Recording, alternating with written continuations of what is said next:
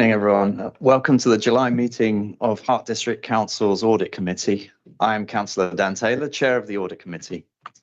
The audit may not always be the loudest or most glamorous committee in the council, but it's certainly one of the most important. So I'm pleased to see some attendance tonight. So before we begin, I'll ask our lead officer, Mr. Graham Clark, to confirm the fire evacuation procedure. Thank you, Chairman. If the fire alarm goes off this evening, it's not a drill. If that happens, please leave the building at once by the nearest available exit. Escape routes are indicated by arrows on the green signs. Do not use the lifts. If anyone has difficulty negotiating the stairs, please make yourself known to one of the officers. When clear of the building, please proceed to the assembly point on the Views Meadow, which is at the across the road at the back here, where a roll call will be taken, and please do not re-enter the building until told to do so by the officer in charge. Thank you. And can I remind everyone that this meeting may be recorded and anyone remaining in the room has consented to such recording. Okay, onto the agenda. Item 1, it's minutes of the meeting held on the 24th of March. Are there any comments on the accuracy of the minutes or matters arising, please?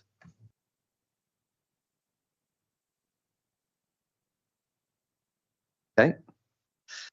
There are no comments. Can I have a proposer for the minutes, please? Councillor Hiley, and the seconder, Councillor Southern. And take a vote now. All those in favour? Thank you. I'll sign those.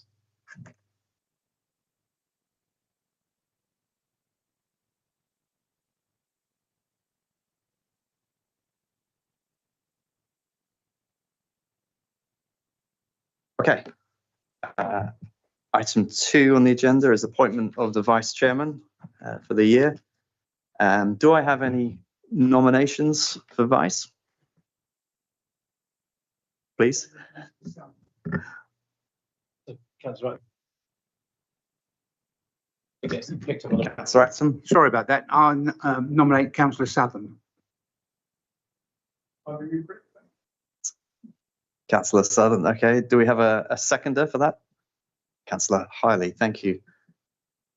Are there any other nominations? No. Okay. Thank you. Well, let's vote. All those in favour? Councillor Southern. Okay. Thank you. So congratulations. That's Councillor Southern. Our new Vice Chair. I owe you one, Tim.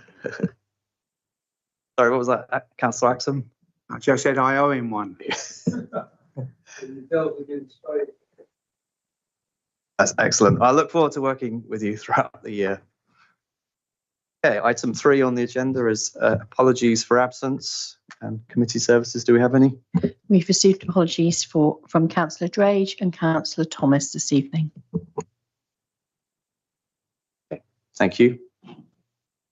And item 4, declarations of interest.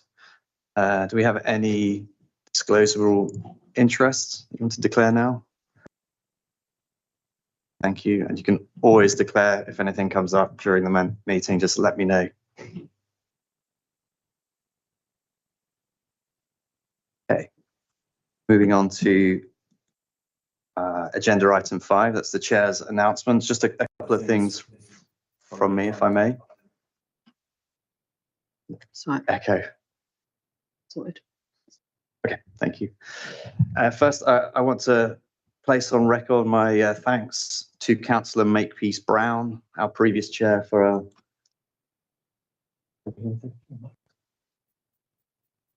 your microphone's on. It's okay. Continue. So just thanks to Councillor Makepeace Brown, our previous chair, for her excellent leadership of this committee. Her calm stewardship, clarity of thought and commitment to good governance has been invaluable. And I know members will join me in recognising her contribution for the last year. And second, I want to briefly reflect on the importance of the Audit Committee's work. Our role is central to ensuring the Council has strong governance, effective risk management and reliable internal controls.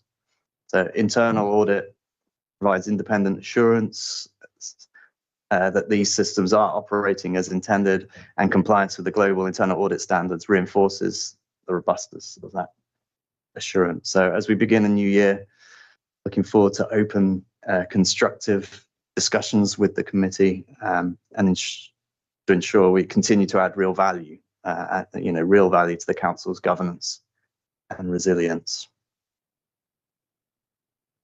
Okay. So item 6 on the agenda.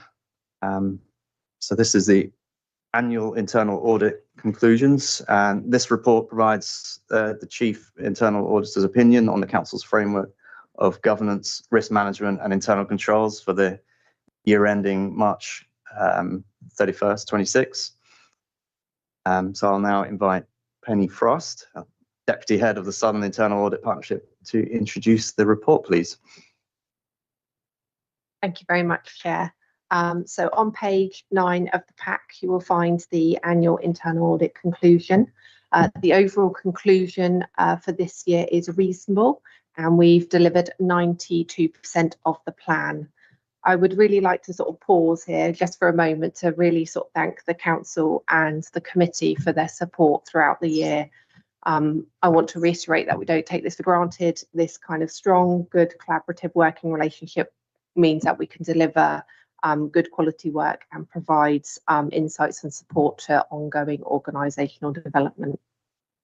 There have been a number of substantial audits throughout the year. Many of these have been in terms of the key financial processes, and we have delivered 2 limited audits in the year as well. These have been reported to the committee throughout the year and at previous meetings. One thing I'd like to draw the committee's attention to is a new thing we've added into the report this year, and it's on page 23, and it is under the themes section, and it is analysing the root cause for the observations we raise. And we have included this to provide some further insight. I appreciate that you receive a number of audit reports throughout the year, so the annual conclusion is a good opportunity to stand back and think about what this assurance means. But otherwise, I'll take the report as read and I'm happy to take any questions. Thank you, Penny. Before opening to members, I'd just like to ask one question on that new section, if I may. Expand a little on what those recurring themes and particularly any patterns on governance, risk management or control design, and what you see as the underlying causes on that new section, if I may. So how they are pulled together is basically every observation we raise in the audits, the auditor will work with the key contacts on the audit and look to see what underlying kind of what has brought that. And quite often what we find at the moment in Hart is that relates to processes and procedures. So we do look at all processes and procedures when we're doing our audits in detail, and that does quite often sort of pull up either inaccuracies or its compliance with those procedures. But you have got an overall conclusion of reasonable. There are a number of substantial sort of audits in there, so there's nothing that is causing me concern. If there was, I would drill down deeper into those and kind of drill into what those sort of underlying reasons were, but it just gives you some general insight in terms of what we're finding in the audits overall. Thank you. So I now open the item for member questions and discussions, please. Councillor Hiley. Just one comment and one question, if I may, Chair. Thank you very much, Penny and Graham, for sending me the information through on the MTFS in terms of the more detailed background in terms of why you came to the conclusion. Just really a quick question for me. I sometimes get mixed up, as you know, from the previous meeting between what we do in terms of the auditing element to it in terms of the review, which is about governance and process versus output. And sometimes I get mixed up between the two. And I guess part of that is from my previous roles. Part of judging a good process is judging where it gives you the outputs that you need. And if you can't really see clear outputs, then you've got to ask the question, does the governance process work? So if I go back to the MTF, so that's the context. So if I go back to the MTFS, I can't remember during last year seeing a clear closure statement saying actually how the 2.4 million would be actually addressed, apart from themes, which is things like cost efficiency, more income, etc., increase prices, etc. But I haven't seen any closure statement which actually quantifies exactly where that's come from and whether that's actually been verified or not from a process perspective. So I'm not quite sure it's a penny thing. I think maybe it's actually more of a sort of a grim issue on that one. But I just appreciate your perspective on that. Mr. Clark? So, certainly, and yes, it is a me thing, not a penny thing. Yeah, if I remember rightly, back in February when we set the budget, a similar comment was raised, and the finance portfolio holder addressed it by saying, as far as he and the cabinet were concerned, there was sufficient detail in the medium-term financial plan document, which did identify themes. And it didn't identify, you're quite right, Councillor Hiley, a sort of a costed plan, if you like, to close that gap off. But it did refer to the themes, and it also recognised that that the position is likely to move. So, and I think the finance portfolio holder made the point that because of the uncertainty around government funding and the economic conditions, it was satisfied the themes were sufficient rather than making unnecessary cuts to services. And I think that was the general response.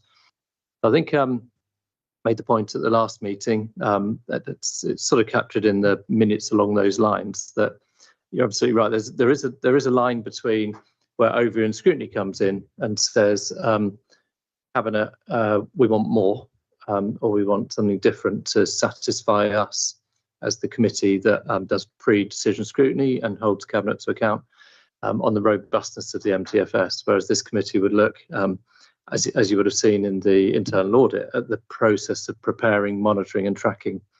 So I think what we said last time was, just reading out the minutes, it suggested the Overview and Scrutiny Committee could add an item to the work programme, its work programme, requesting early scrutiny of the medium-term financial strategy. And in fact, there is an item in, I think, the October meeting of Overview and Scrutiny Committee.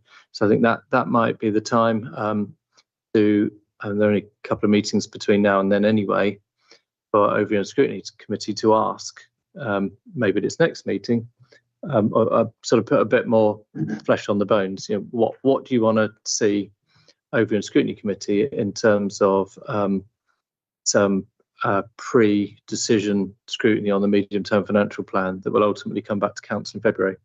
But I would suggest that's the correct route for the challenge on the plan. I think if members felt that we weren't preparing a robust medium-term financial plan, or it wasn't being reported to members, then absolutely this committee could be concerned. But I do get the overlap completely. So I think it maybe I mean, this committee can report in or pass a note to Cabinet or Overview and Scrutiny Committee if it wishes to. So if that's what the committee would like to do tonight, is to suggest the Overview and Scrutiny Committee sort of delve a bit deeper into the medium-term financial plan in the autumn, then that would be an appropriate outcome. Yeah, Graham, I think it's more actually from a, I think that would be good. I think it's more actually from a process viewpoint, because again, if I was the CEO of this Hart District Council, I'd see the themes, but I'd want to see some scenarios around that, which is if we quantify based on best guess now, how close do we believe we've actually closed the gap or not? And then from, depending on your level of certainty or uncertainty, how does that wash through in terms of alternative scenarios? So for me, that's a process thing to give you the information that you need to give you confidence that, yes, these themes will translate into minimal risk for the council. I, as a CEO, I wouldn't be able to sign off on something without that detailed granularity. It's not to say that each of those outcomes are going to be 100%, but it gives me confidence that actually, yes, we can deliver a risk-free, ideally, forecast, which we can deliver to in terms of the reality. So I guess there's two sides to the coin there. For me, that there still seems to be something missing on the process. But as a district councillor, I'd love to see the output of it to give me confidence that the council is going to be able to deliver. Clark, is there any more? Chairman, I understand the point being made. I don't know whether you wanted to open it up and then sort of come back to see how the committee want to take it forward in terms of passing on a request for something to either to a committee or an individual or the finance portfolio holder. So it really depends where the committee want to sort of land on that particular point. Mr. Hiley was looking at more the process. I'm wondering if that is that something perhaps we can bring to this committee in the next meeting. Is that an option? Yes. Although I mean, I think the internal audit covered the process of preparing and reporting, and it received a sort of a high level of assurance from our internal audit colleagues. So the actual process of preparing it, I don't think is the subject of Councillor Hiley's concern. I think that's more the plan itself is lacking clarity around how we're going to close the gap. Is I think what is being said. Well, I do apologise to everybody if I'm delaying this a bit longer, but part of the process, you've got to close the gap. You know, if you're auditing something, if you're auditing some financial records, and it just turns around and says some qualitative statements, that 2.4 million should be able to be addressed by these themes. That's insufficient to give you confidence that is a robust inquiry through the process. What the process must deliver is to turn around and say, you have to actually define exactly how that gap is going to be addressed. That's what the process should demand, not just themes, not just concepts, not just principles. So to me, there's a missing part of it in terms of what we're actually asking from a planning process perspective, from a gap management process. Okay. Councillor Axon. I don't know whether I'm missing the point here. Probably am. But when I read the MTF today, I read it, I was fairly comfortable with it in that then it tried to cover every situation and eventuality. And I thought, I only read it once because I had other things to do. I didn't do it till this afternoon. But I have the comfort, I think, that the audit process is looking to identify whether things are being done correctly now, the processes are right, we're not sort of making mistakes. And I think the overview and scrutiny is really where your sort of issue really rests for me, is that if you feel that the way the cabinet are not managing the, if you like, council's finances, and they can see a black hole or something in the future, not addressing it, I think that's where I'd want that to be delivered, having been on both committees in the past. I'm not sure we're not making more of this at this committee than is necessary. Providing it doesn't put an overburden of work on officers, I'm always happy to get things done. But I sometimes think there's a bit of duplication. That's what I feel. But I may be missing the point here. But basically, I really wouldn't want any more work to be done at the moment than is currently being done. I think the process we have in the audit committee and we have in overview and scrutiny, I think meets what we need to do, and we can, over-egg it a bit, in my view.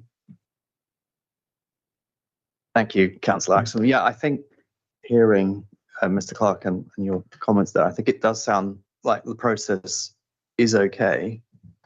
We've heard from that, and perhaps if Councillor Hiley would agree, we can pass a note to overview and scrutiny as suggested about adding this onto their agenda programme. Thank you, Chair. But please, if you can minute it, which is I don't think the process, I think there's a gap in the process. Nobody in this room can actually turn around and say exactly how that gap's going to be addressed. Give me the numbers. And if you can't do that, there's something missing in the process. The process should demand that should have been looked into. Just like a process will turn around and say, what should you have in a plan?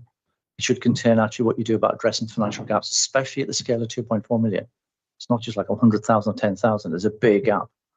It shouldn't just rely on a theme. So from my viewpoint, the process is fragile at that end, and it should be addressed. Councillor Southern. Chairman, this really is a governance issue among other things. If you read down on what the principles for governance are in the next section, we're talking about openness, sustainable economic and open and transparent working within the council. And I think that Councillor Hiley is absolutely right to raise this point that we are actually contravening not one, but half a dozen of the governance statements that we've got in the next part of the meeting. So I think that we really need to address these points before we move ahead.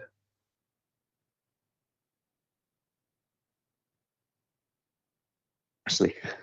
Thank you, Dan. So so we try to rephrase your points again, but effectively audit's looking at making sure we've got controls in place for these elements. So that's the bit that would sit with audit rather than the detail of what actions we're taking, which is the ONS. So I think we're kind of getting there on the difference, and hopefully we're understanding your point on that there is a difference in the two, and your focus wants to be on the audit and governance element for this discussion here. So I think it would be whether or not we've identified gaps in the control, and I say we, potentially that's the reports you've had from external and internal audit on the on their views on the MTFS. But if you feel that they've not identified, if they've not been able to provide assurance that those controls that we have in place to address the gap are sufficient, then that would be something that the audit committee could look at potentially, because that's the controls element rather than the details of the actions being taken. Are we talking the same language? I think we are, yeah. Okay, so do we have a suggestion of where we go next then on this, Mr. Rist? So perhaps if we review internally what we've said, what we as in internal and external audit have said in respect to the issue around the gap, and we feed that back to the committee in terms of the statements, because I don't think we could do that live today. But then you could make an informed view on whether collectively you feel there is a need to ask external audit or internal audit for more detail on that aspect. Yeah, Penny. So I'm just sort of going back through the audit report. We did look at it in line with SIPFA requirements. There were the savings targets which were going to be reported on to overview and scrutiny. So we did look at it from a process and framework review, but we are looking at that ongoing monitoring and oversight in that sort of element. So we did cover that in the report. I know there was an observation which related to some of those efficiency measures and savings programs which were there and evident, but it was around sort of the RAG rating, and that really is just in line with best practice, but they are there and evident and being monitored, and there is oversight around them. So I just want to kind of sort of quell any fears that we didn't look at those sort of arrangements, but I hope that helped from an assurance perspective. So, Chairman, I think what Ashley suggested is probably the best way forward, because we don't have it on this agenda, but we can draw from what EY as our external auditors have said in their annual value for money assessment, where they do make comments about the effectiveness of the medium-term financial strategy, and then we can come back and then see whether members of this committee feel we still have some gaps we want to fill once we've sort of played that back in a comprehensive statement. But it's still if there's still a concern that you want to pass to Cabinet about the effectiveness or how comprehensive the medium-term financial plan is, then you can do that still, as well as what we've just said, because that's for Cabinet to consider, an Overview and Scrutiny Committee to pick up if they wish in the autumn when they look at the MTFS ahead of its decision point in February. So you can do both of those things. I think we should do both of those things. It's prudent, to do both. So we pass to, is it Cabinet or is it ONS? Well, it will be a comment to Cabinet. So the Audit Committee can pass comments to Cabinet if it's concerned about any matter, but it would be for Overview and Scrutiny Committee to sort of pick up on the concern that Councillor Heidi's raised when it looks at the medium-term financial plan in the autumn, which I think is in the October meeting. Okay, can we note that then, please? That's great. Thank you. Thank you. So on the back to item 6, then, do we have any other? Oh yeah, Councillor Brown. Sorry, changing tack and probably more minute than Councillor Hardy point, but just on page 21 of our pack, which is page 9 of the report, it's one of the areas that were identified as limited, so the building repairs and maintenance. Like, I had sort of a couple of questions there. One was a sort of specific one regarding the asset register, because that's something that's also been picked up in relation to the community asset transfer policy, I think, if I'm understanding correctly. Just, I suppose it's just understanding what's happening there. And then I suppose the broader question was just, in that point, there are maybe 3 or 4 things that are identified as why that is being classed as limited.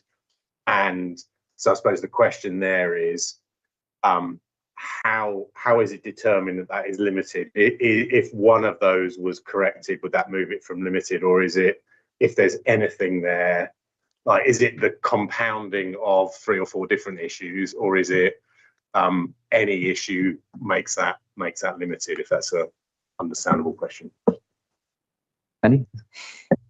So it is the combination of them all. When we undertake an audit, we step back and look at the whole of the control environment. And so we kind of, the asset management system one was the #1 sort of observation, when we didn't prioritise observations at that time, but we used to put them in sort of priority order. And that's because basically, if you haven't got the asset management system, you've not got the reliability of that undermines all of your data. So therefore you don't know your population size, you haven't got confidence in that, and therefore you might miss inspections, etc. So that's sort of one of the kind of root causes in that, and then the other observations from that sort of overlaid on that. So it's always a kind of stepping back and looking at the whole control environment. But we do now, because this was quite an old audit, this was one from the previous year, but we do now rate each of our observations so you can understand which is the sort of most important. But we don't go back and sort of reassess the opinion of the audit. It is a bit like an MOT, it's the kind of outcome on the day. But if we were to re-audit that, then we would look at, again, the whole control environment.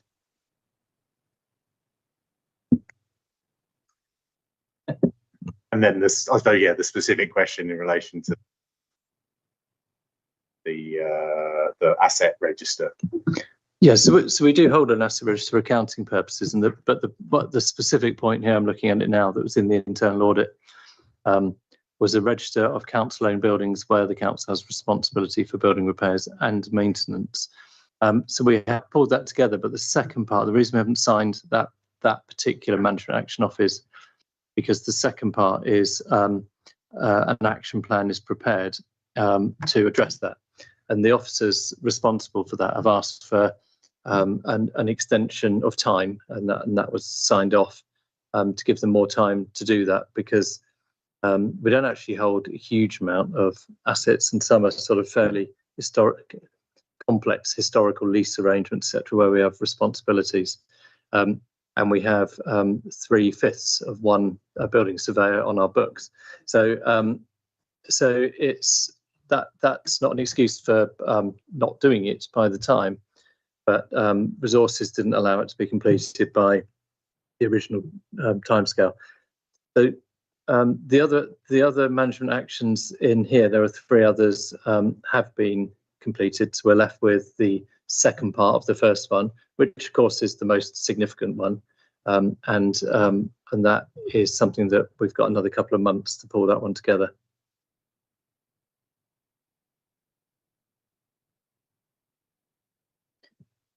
Thank you. Any other questions on this item? Councillor Axon. We haven't touched on this, I don't know if it's the right place, but the homes with multiple occupation.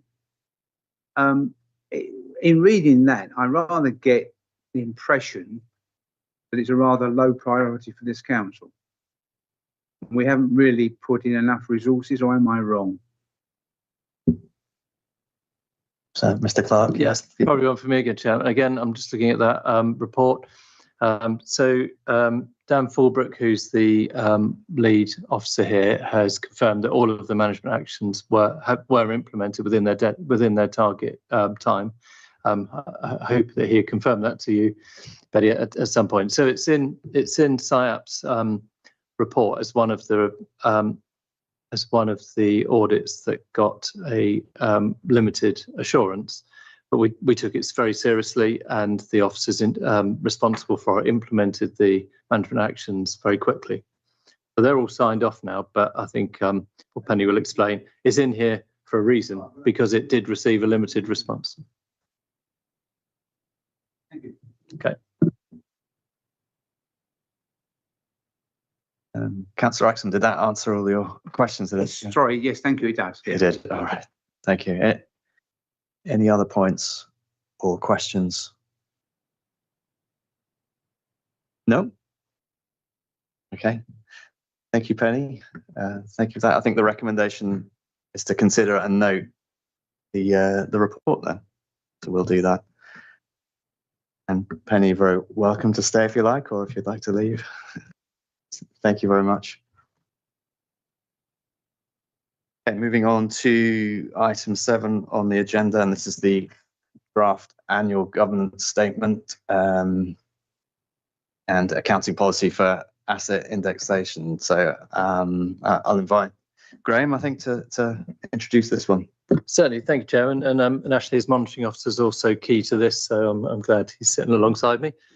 So this is a statement that we're required by law to produce every year. It's included within the accounts and audit regulations, which governs how we have to prepare our year-end accounts.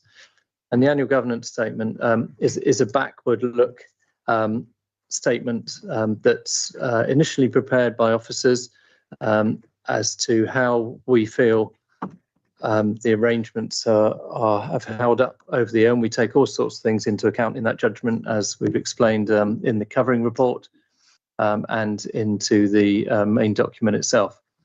So it's looking at all of the arrangements for the decision making, the transparency, how we consult, etc., across the council. There's some very detailed guidance out that's been prepared by CIPFA, which is the Chartered Institute of Public Finance and Accountancy, and SOLIS, which is the Society of Local Authority Chief Executives. And they've produced detailed guidance over the years, and they keep updating it that ensures that we meet statutory compliance as well.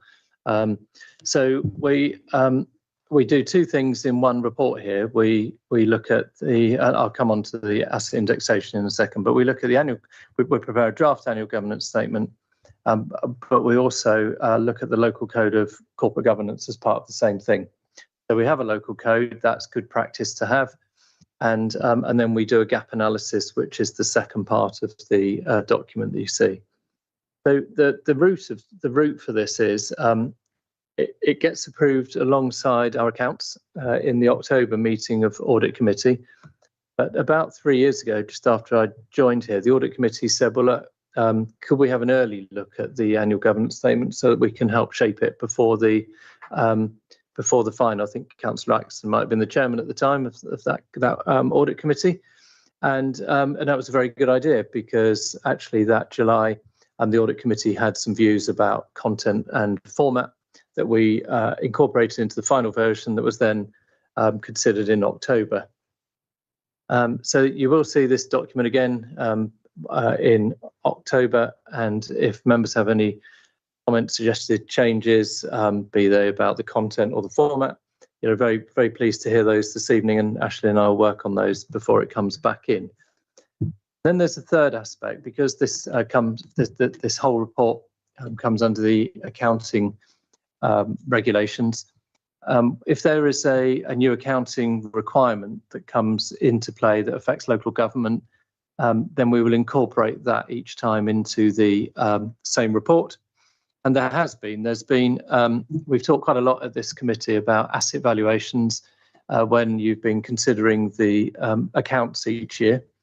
Not least because it's quite an onerous process, and our external auditors do their own quite lengthy process of checking. We have to value lots of assets every year. So in starting paragraph 6 through to 10, it describes a new accounting policy that CIPFA are implementing from the current year onwards, that is an attempt to reduce the need for those costly annual valuations. So what they say now is that you can value at least on a every 5 years or on a 5-year rolling basis, and then just apply an indexation approach in the intervening years, just to cut down on the time and effort and cost of doing annual valuations for book values for local authority assets. So it's a relatively straightforward thing here. We're not big asset holding council. We don't have any really complex arrangements, and so the officers have proposed an approach to this. There is some discretion allowed within the rules around asset indexation, and so we've drafted something in paragraph 9, 10, which is very straightforward.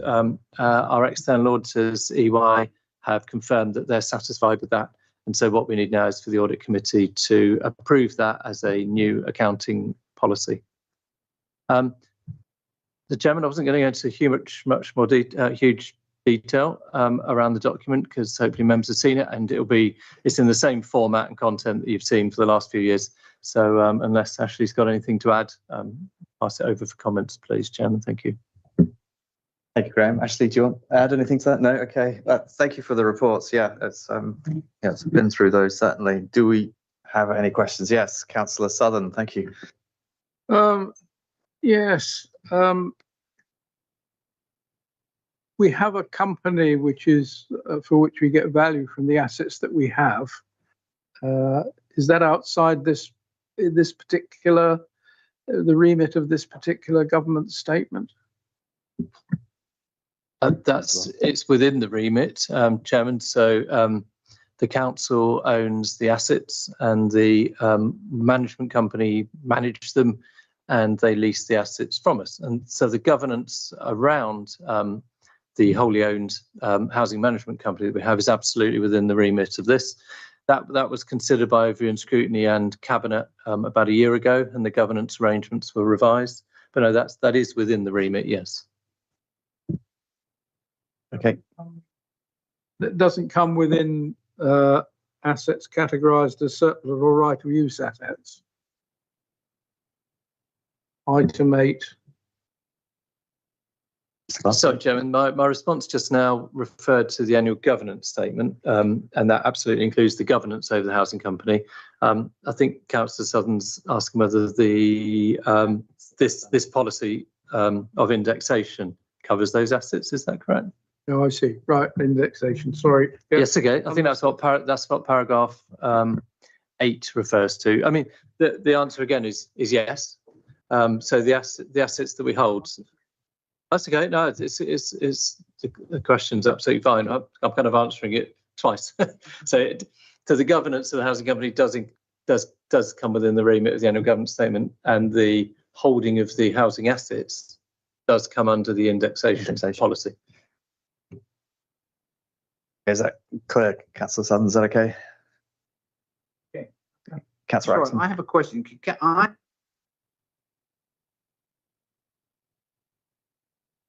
So I'm on page 37 of the agenda pack, or my agenda pack, and yeah, and it's sort of there's a subheading: New Accounting Policy Asset Indexation, paragraphs 6 through to 10.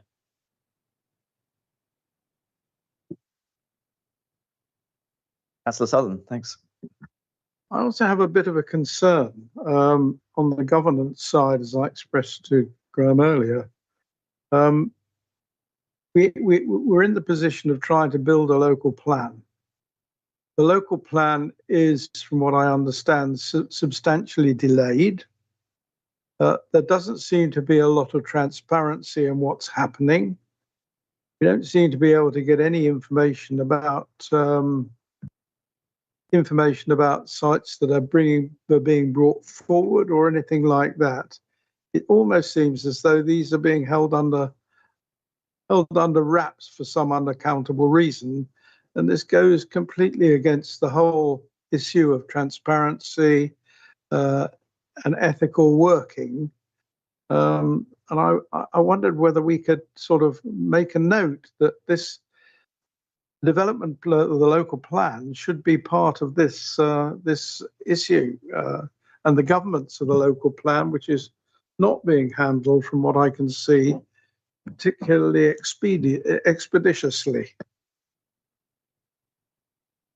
Mr. Clark, can I ask you to No, of course. clarify? Is that part of the remit of the? Yeah, I mean, so the annual governance statement is a backward look statement of governance arrangements in place in the previous year. I think if the committee, the reason we put it in front of you in this format is so that the committee can comment on it, either agree or disagree with various elements of it. I think if the committee felt that there was a particular aspect, particularly in relation to a governance of a large project or a service or some other form of activity that is lacking in some way, then we can discuss and record that. And so it's not something that the monitoring officer and I picked up on as we went through. And just on that specific point about the local plan, last September, the governance arrangements for the local plan were subject to a report that went through overview and scrutiny to Cabinet and were agreed. I think if that's the sort of reference point. I think if this committee feel that the governance of such a project is not being delivered in the way that was agreed, then that is a reasonable challenge for this committee to make, particularly in relation to the annual governance statement. So I think it's, I mean, obviously up for discussion. I don't know how other members feel, but I think it's absolutely fine to raise that point under this item. Councillor Southern. Thank you. We know we needed a local plan, and the local plan was put into place probably or started out about 2 years ago, not quite 2 years ago. And yet you're saying this is a historical document, which is true, but it's not referenced in any way that the local plan is not coming ahead at the speed which we're expecting it to come forward. And there seems to be a complete lack of transparency in what's happening on it. And this has been the case for probably about a year now. But Chairman, if I can, before a monitoring officer, I can't sit here and say whether it is coming forward in this at the speed we said it would. I don't have that information in front of me. I'd need to speak to the local, the planning policy manager. But again, the production of the local plan as a project is a matter for Cabinet to be and the portfolio holder to be accountable for. The governance is for this committee. So I think if the committee feel that there's a failing in the governance arrangements in some way, then we can certainly pass that comment on to, but we'd need to be specific and let the portfolio holder know exactly what the concerns are. But the speed at which it's progressing and the progress against the project plan is, again, probably more of a matter for Overview and Scrutiny Committee to review Cabinet as against its performance against an approved project. But I think it's a bit like the last item where there potentially is a fine line between the governance arrangements and the actual delivery of an approved scheme. But I know that the monitoring officer Ashley wanted to make a comment. Ashley, yeah, thank you. Thank you. I think it was, yes, we need to differentiate between are we making a point about something that we're concerned about now rather than the point about the backward-looking document which ended 31st of March 2026. So we do have a comment in the annual government statement confirming exactly what Graham said around the scrutiny committee reviewing the local plan. And just in terms of the timeline, so the appointment of the consultants that are assisting with the local plan I think took place on the 10th of March. So that's kind of your window as to the activity that we got to by the 31st of March. And I think what I'm hearing from you is your concerns. I know you've got discussions about the history, but if you're looking at governance around how the project is proceeding, it's kind of potentially into the this year timeframe rather than what we're looking at on this I think paper. all I want to do is to express there does seem to be a lack of expedition in the governance of this particular aspect, and we should pass that through to the cabinet and to the overviewing scrutiny committee, because I don't think we're actually bringing it forward speedily enough, and I don't think there's a lot of transparency in it, and I think we ought to be more open about these things. Councillor Axon, thanks. Through the chair, if I can, say to Councillor Sutton, we've had a couple of presentations about the local plan, and people have explained to us the issues which we face and which lots of council face at this time in terms of trying to revise and update their plan, because the way this government has changed the rules on us. And as we all know, a local plan isn't something you can deliver in even 12 months. It takes probably 2 years or more. And what I would ask, is there anything specific you think you're missing in terms of what you would like to know about where we are with the local plan? Because I think they're quite open. I think the planning policy team, if you ask them specifically, what would you like to know? They've called for sites for land for development. We had something around, I think, last week, which was talking about wasn't it from his name, the officer in charge of the not planning policy, but the planning development. But he talked about 3 or 4 of major sites which are currently under discussion. So I think, again through the chair, say to Councillor Sutton, I think if he wants to ask these questions, they are answerable. There's no reason for anybody in the council not to want to explain where we are with the local plan, because we are where we are. And I think that will be answered quite openly. And I think whether you do it through this committee or whether you do it through overview and scrutiny, it's not something which I think anybody wants to keep close to their chest, because there's nothing to keep close to your chest. That's my view on this whole issue. Sorry. Yeah, thank you, Councillor Axon. Yeah, I think I'm hearing your views there. I think, is the issue more on the process of the governance, and do you have specific questions on that rather than how the project is performing, against its own targets?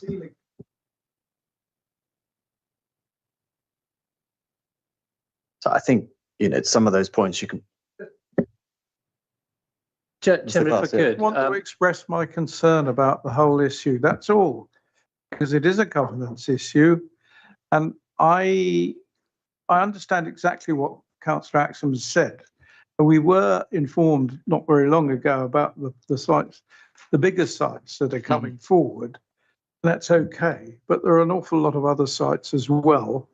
And let's face it, we've got somehow to force into this tiny little district a large number of houses, which is going to be extremely difficult. And I think that there is a lack that appears to be, okay, we've got those sites, but that won't even address the problem. So I'm just concerned that there is the governance really needs to be hardened up, if you get what I mean. Thank you. Oh, yeah, Mr. Clark. Well, Chairman, it's quite relevant. So the minute from and Ashley's just nudged me because he was at the meeting last week's Overview and Scrutiny Committee. There's a minute under the work programme. The chairman agreed to write to Cabinet to request confirmation of when the local plan will be considered by the Overview and Scrutiny Committee. It was suggested that the scheduled all-member briefing be replaced or supplemented by consideration of the local plan at Overview and Scrutiny Committee. All members should be invited to attend that meeting to discuss the openness and transparency. So it sounds like the Overview and Scrutiny Committee have already covered that off. I mean, I don't know what Cabinet or the portfolio holder will read into that and how they will respond. But I think the question's already been asked by the Overview and Scrutiny Committee. Thank you for finding that. Yeah, that's clear. So that's been brought forward onto that. Does that answer, address that specific point? But is there anything on the process and the auditing of the process that we need to cover? Councillor Southern? No. Okay. Thank you. Thank you for finding that. That's perfect. Yeah. Okay. Is there anything else on this item? Nope. Okay, so I think we've got 3 recommendations on this. One is to approve the annual governance statement. Do we need to vote on this, or? Chairman, if you just take each one and the committee can just indicate through raising hands. Okay. Thank you. All right. So on the first one, can we show hands? Do we approve the 2025-26 annual governance statement? Favour? Thank you.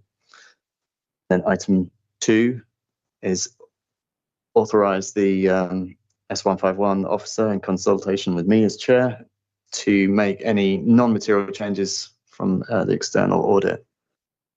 Raise hands in favour. Thank you. And the third one, approve the new accounting policy for asset indexation. Right. Thank you. Got that. Thank you. Okay. Let's move on to item 8, which is the Audit Committee annual report. And again, I'll invite Graham to speak to that one. Thank you, Chairman. This is something that the Audit Committee asked for in so the Audit Committee in March 23 asked that from 2024 a short high-level annual report be considered by the Audit Committee each year, and then that is then fed through to council with the minutes for noting. So there's no decision as such. It's for council, that is, and the Audit Committee asked if it could review and approve its annual report each year. So I appreciate that since May there's been some new faces on the committee and a change of chairman as well. But I draft this based on the factual content of the 3 meetings in the previous year. So it really is just a summary. And I think at the time the committee said, we want to raise the profile of the committee and feed a summary of what we do into the full council, rather than just have our minutes sort of rubber stamped each time. That was the sort of basis of this report. So it's really a summary in Appendix 1, which is on page 64, of the things that the committee have done in the year. Thank you, Graham. Yeah, I think it's a useful report, useful reminder of what happened, because those meetings are so spread out. It's nice to have it all in one place. And I think we continue to do that. Does anyone have any members have any questions or comments to the paper? No? Well, thank you, Mr. Clark. Yeah, I think it's a good report, and I think we should continue on this now. It's super useful. Thank you. Okay, so that's... So, Chairman, again, can we just check that the committee approve it? Thank you for the reminder. Yes, we are all hands. Yeah, do we approve it? Thank you. Thanks. And Councillor Southern, yep, he's there. I think we've got everyone. Thank you for the reminder. I was getting ahead. All right, we're nearly there. Item 9 is our audit work programme. Does anyone have any comments or additions or changes or anything they'd like to discuss on the programme?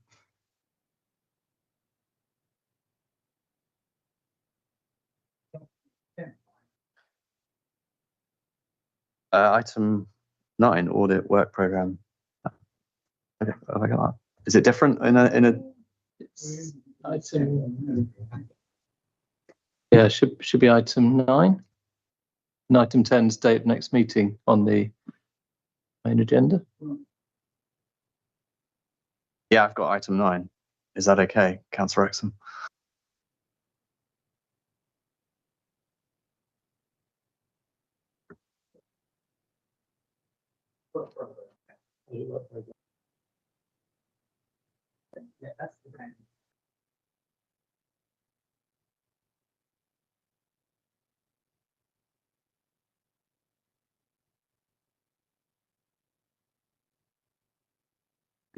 Found it, Councillor Axon?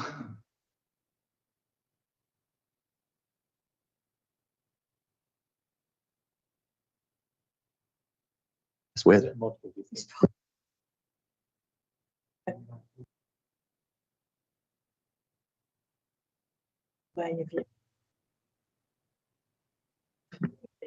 Yeah, those that can see it, you'll see it follows the standard pattern as the previous years. And in October, we've got the external audit report, statement of accounts, and final annual governance statement. That's the same as previous year's pattern. Yeah. And the audit progress report Q2, and then the audit strategy that's coming up, and the audit fees. So October is our big one. Is Councillor Axum satisfied now that he's seen it? Yeah. Yes. Okay, so we're to consider the audit program. We've considered it. Thank you very much. Okay, and then finally, the date of the next meeting will be on the 6th of October. And thank you very much. That closes the meeting. Thank you.